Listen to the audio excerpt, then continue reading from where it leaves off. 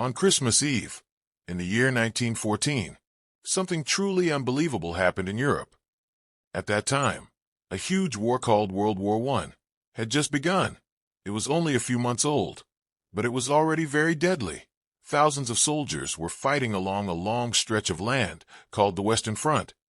If you skip without subscribing, you will literally miss stories you will never hear again. And once it's gone forever.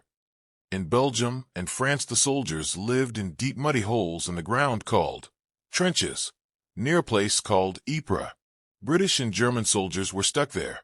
It was winter, the air was freezing cold, the ground was wet and dirty, and most of the soldiers were young men who hadn't seen their families in a long time. Normally, these soldiers were enemies. They were told to shoot at each other every single day. But on the night of December 24th, Christmas Eve, something strange happened. Instead of hearing gunfire, British soldiers heard singing.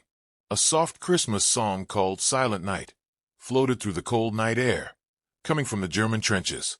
At first, everyone was confused. Then, slowly, something even more surprising happened. The shooting stopped.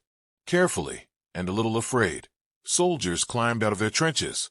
They walked toward each other, not with guns raised, but with open hands. They smiled. They shook hands. They exchanged small gifts like chocolate, cigarettes, buttons, and hats. Some even played football together in the snow. For one night, enemies became friends. They talked about their homes. They laughed. They remembered that they were human, not just soldiers in a war.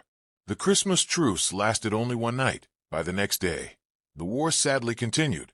But that single night left behind a powerful message.